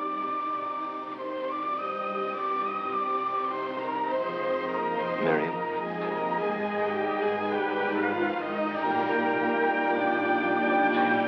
What's the matter? Wake up, Tris. I think he loves you. Oh, that. Honey, why do you have to pick on a time like this to find it out? Miriam. Miriam. Oh, where have you been? Can you sew? Yes, I will. Good. I want you to take these coats and sew as many of those jewels as you can into the linings, and do it quickly as possible. Did you find a way to get away from here? Yes, I have. You know, I thought our friend last night was pointing at something, so I took a look around. Now, there was a door that was heavily barred before. Now I could open it. There was a room behind and a passage leading to the river. I followed it. There are boats on the river. Now, the attack must be close because a lot of people are leaving down the river. What I don't like about it is it's all too neat. Now, I tried to think like our Chinese friend. Just letting us get away isn't good enough. But if we were killed doing it, just when danger threatened, we wouldn't look very godlike. And he could easily convince the Empress that we hadn't just returned to our celestial paradise. It would give him a chance to save his city and his skin. What do you think, Tris? Well, he didn't give us much choice. Well, we better wait until night. We'll stand a better chance at the river. Come on, get ready.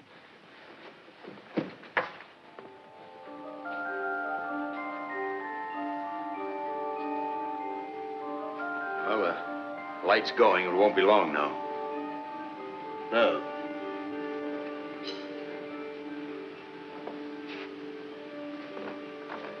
Aren't you ready yet? Yes, almost. Well, hurry up. Yes, sir.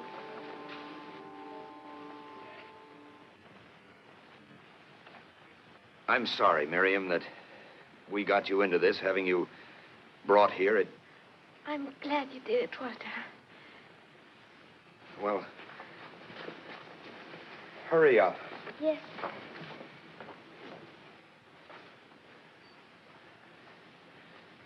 That's yours, Tris.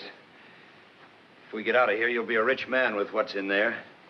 How does it feel? Of course, I suppose by rights it should be Bayan's, the spoils of China. But there'll be plenty for him. Walter. What? Look, I've been thinking. Well, don't. It only leads to trouble. No, I gotta say it. What happens? I mean, when we do make it to the other side of the river. Well, maybe we better wait till we get there. No, what I mean is, look, I've been putting some things together. Things about making books.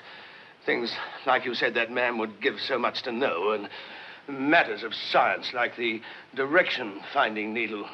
Well, I thought to an island, it might be useful for trade and to defend itself.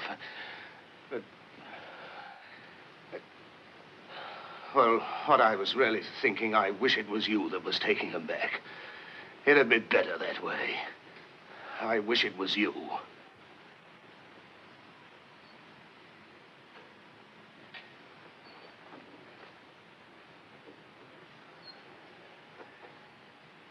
Well, Bayan was right about one thing.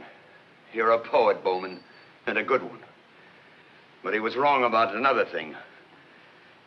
What you can't touch doesn't exist, he said. He didn't know that you could smell those English oaks of yours from here, did he, Bowman? Oh, no one could say it better than you, Tris. And I wish I felt the same way. Probably I'm sorry that I feel that Bayan is the best thing that I have to follow, but that's the way it is. I'd lie to you, Tris, if I were sure we weren't going to get through. But if we do, I won't stand out there and tell you that I'd take it back. I'm glad that it didn't end in the tent, you and I. Bitter and angry. Felicity means Something after all, maybe. I hope we don't make it. I hope you don't ever get to the river. Walter! I've finished, Walter.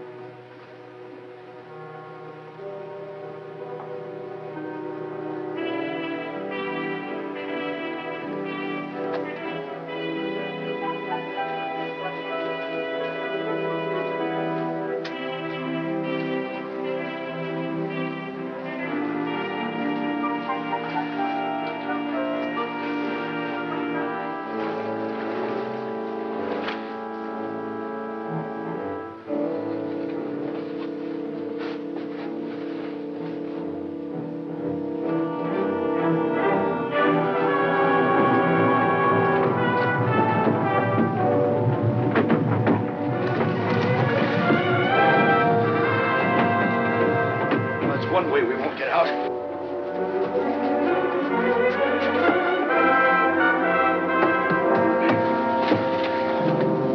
This was open. Well, this is it. That door is not as high as the walls of Rome. Why don't you get your friend Bayern to crumble it for you? Here they are. Can you hold him for a while? We'll find out. I'm going to try it. What? The walls of Rome.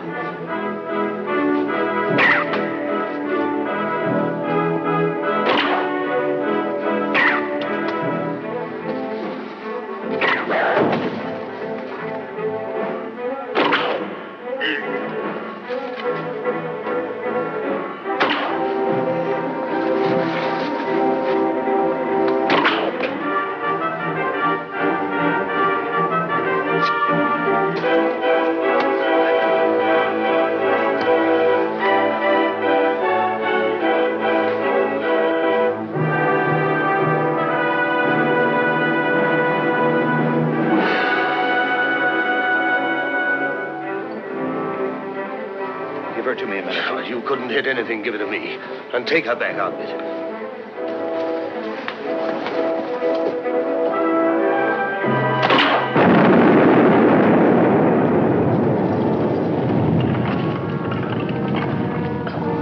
Chris!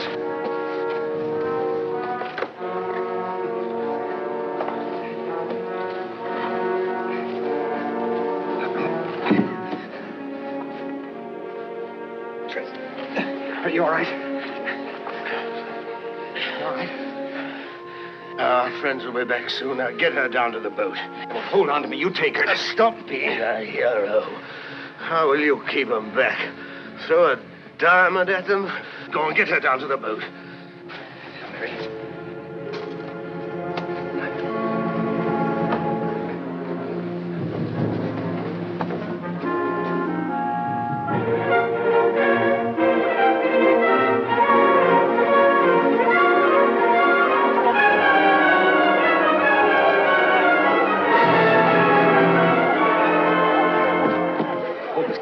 We'll be right back.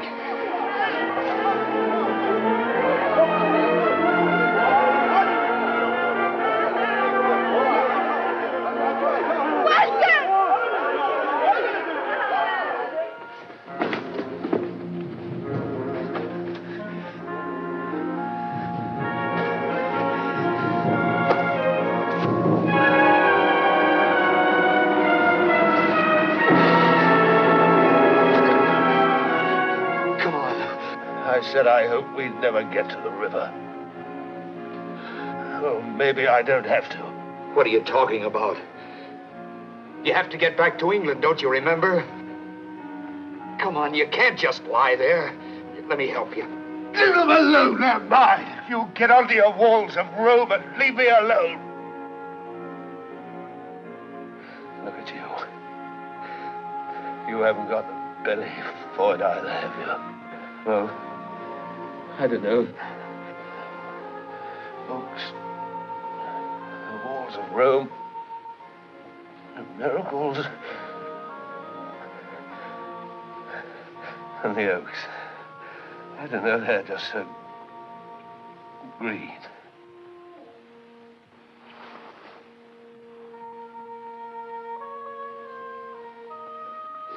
What are you talking like that for? What are you trying to do? Die on me?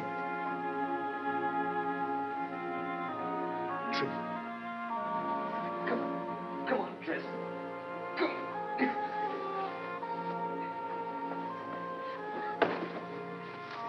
Come on. Come on, Tris. Come on, Tris.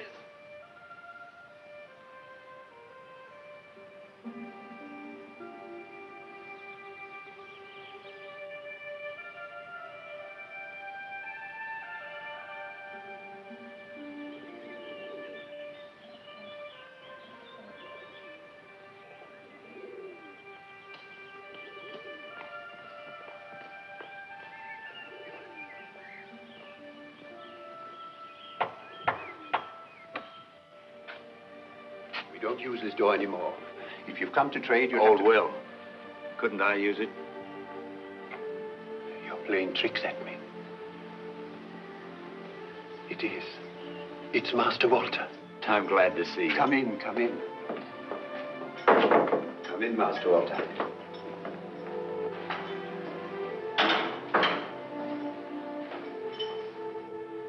Well, it looks the same. And I've the same questions to ask. How's grandfather?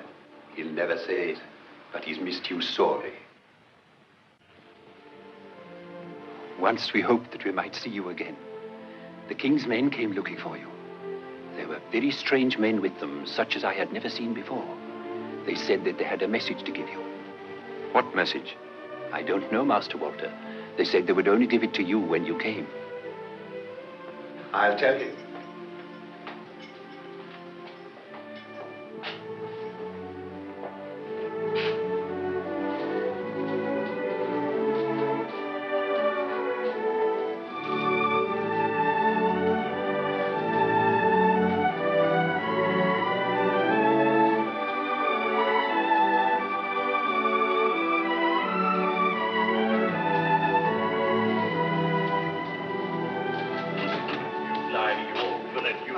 My lord, he's here. He's...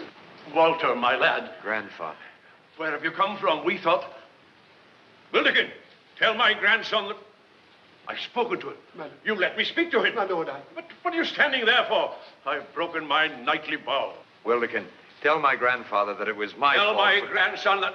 Oh, what's the good? When a vow's broken, you can't put it together again. Perhaps the good bishop could tell, my lord. What have I got to do with a bishop?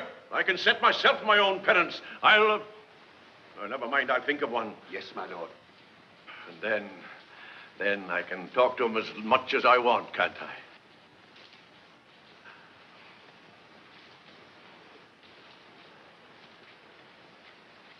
We've no need of you. Go on about your business. Yes, my lord. Yes, my lord. So the needle that points in the same direction and those books I left in London to be sent to the king.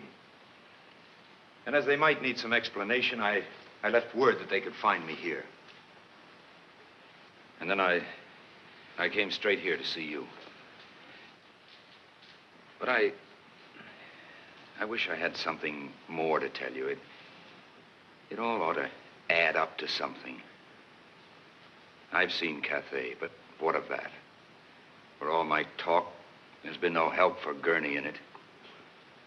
And maybe if I'd stayed here, he'd still be in his forest, looking down a shaft at some king's stag. Well, I should have the answers, lad, if you're troubled. I'm old enough. But if I were you, They're here, my lord. The king's men-at-arms. They wish to see Master Walter. Bring him in, man. Bring him in. We're ready for him. There is a man at Oxford who can best tell you about the importance of the books and the manner in which they are made. Friar Bacon. As for the rest, I thought perhaps the direction-finding needle might prove useful on the sea that surrounds us. I don't know. However, it's all set down in the books, and your men of science can read about it there. I'm not inclined to believe all this about the fire tubes. I think the young man saw a dragon. Perhaps I did.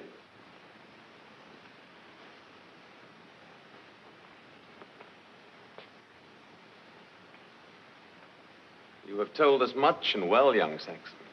All but the most important part. I've told you all I know, sire. All but why you have done these things. I remember you well, young Saxon. You refused to enter my service, and you were very outspoken about it. If you remember, I asked you a question then about this matter of Saxon and Norman. I have some feeling the answer may lie here, if we can find it. Somewhere in this service you have tried to do us. I didn't do it for you, sire. For whom, then? For him. He wanted it that way, I think. The bowman? Yes, sire. Why did he wish it, then? I don't know. It was something he felt. I don't know what it was. Bayan used to say that nothing existed except what you could touch. But it did for him. What he felt was as clear to him. He'd sit there and it was like a fragrance to him. It had to be. He died for it, didn't he? Do you think it could be that he discovered he was English first and Saxon second? I don't know. If Saxons can feel like this underneath the bitterness, they can work with a king who would like to be English first and Norman second. There are some points I would like to dispose of in your case, and in that of the bowman. As I remember it, there was some question of a name, amongst other things. It is our wish you remain here until I return.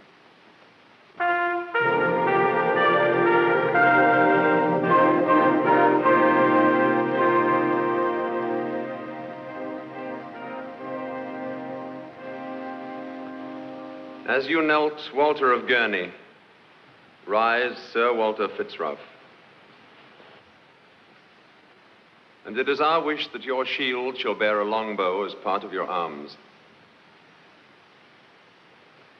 And as the first act of your knighthood, you shall place this bow, the finest I could find, above all other of your arms at Gurney. Since in its presence no man will be able to live less well for England than did Tristram Griffin.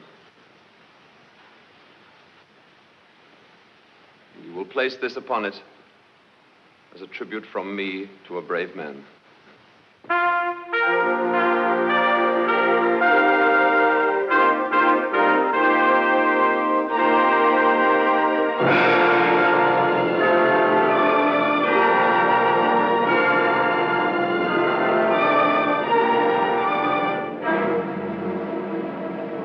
We have been sent a long way to see you. If you are the one my Lord Bayan called the scholar. Bayan? If you are that one, I've something I'm ordered to give you.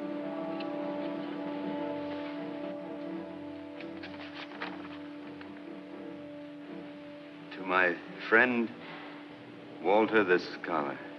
Bayan of the 100 Eyes sends greetings and a message.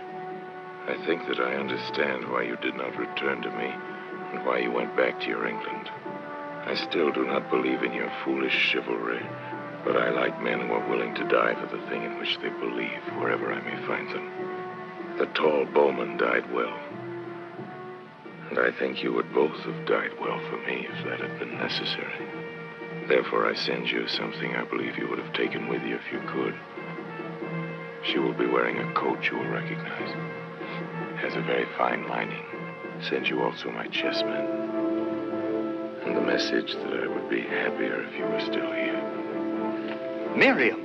She is not to see you until you tell us that the gift is welcome. My lord was afraid you might have tired of